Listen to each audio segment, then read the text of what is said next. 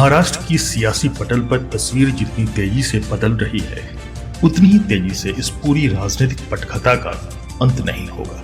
महाराष्ट्र को करीब से जानने वाले सियासी पंडितों की तो कम से कम यही राय है। उनकी माने तो पिक्चर अभी सिर्फ बाकी नहीं है, बहुत बाकी है, क्योंकि महाराष्ट्र के सियासी दिग्गजों ने तो अपना किरदार निभाना शुरू भी नहीं किया है। उन्होंने अपने पत्ते खोले भी नहीं है। नमस्कार, आप देख रहे हैं न्याय टीवी और आज स्पेशल पेशकश में बात होगी महाराष्ट्र की सियासी गलियों में चल रहे उठापटक की।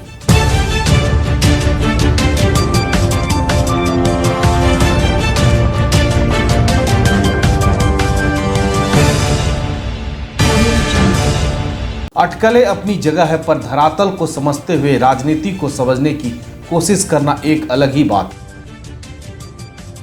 महाराष्ट्र, मुंबई और शिवसेना, इन तीनों को इकट्ठे देखकर ही अभी तक की चल रही राजनीतिक तूफान की दशा और दिशा का थोड़ा बहुत अंदाजा लगाया जा सकता है। साथ ही इस बात को भी नजरअंदाज नहीं किया जा सकता कि महाराष्ट्र की जीडीपी भारत में किसी भी दूसरे राज्यों से सबसे ज्यादा है, करीब $450 बिलियन से भी ज्यादा। और कोई भी राजनीतिक दल इस राज्य पर से अपनी पकड़ को कभी भी ढीली करना नहीं चाहेगा।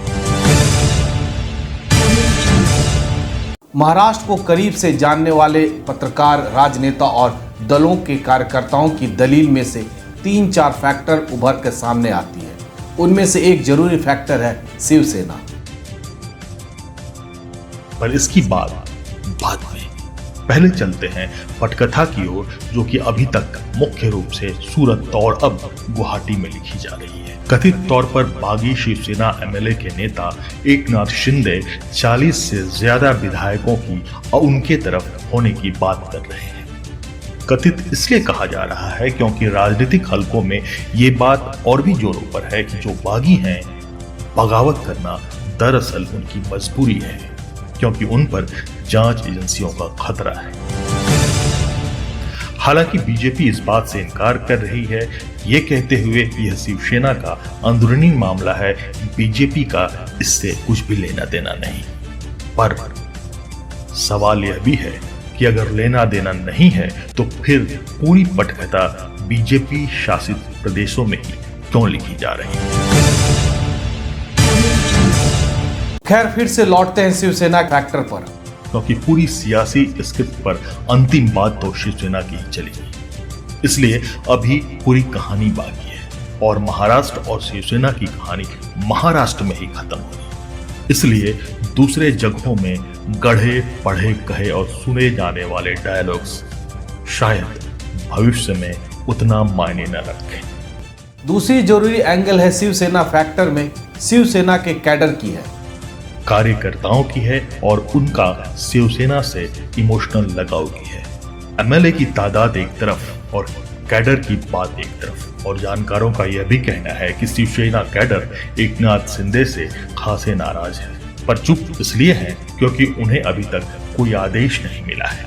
शिवसेना कैडर को शिवसेना का एक ही मतलब पता है और उन्हें एक ही पता है, और वो है मातोश्री।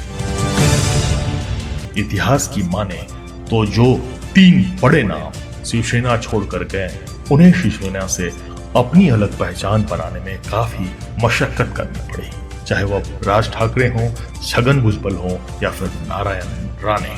शायद शिवसेना का मतलब मातोश्री से जुड़ा होना होता है। इसलिए कौन असली कौन नकली, इसका फैसला इतनी जल्दी नहीं हो पाएगा और इसका फैसला भी महाराष्ट्र में ही होगा। मातोश्री में लिखे जाने की ज्यादा संभावना है और इन सब के बीच शरद पवार ने तो अपने तर्कस को अभी तक हाथ भी नहीं लगाया है।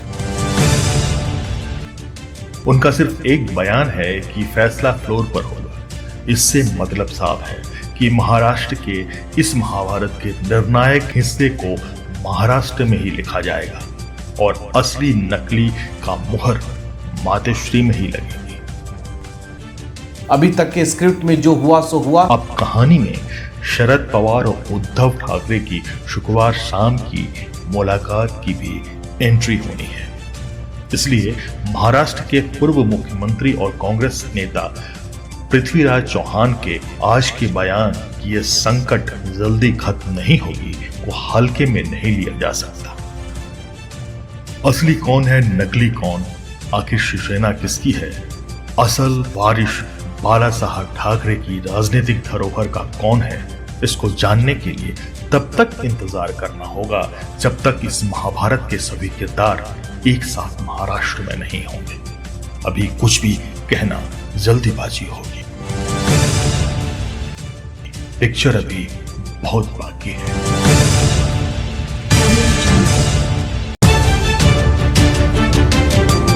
बने रहें न्यायटीवी.com पर।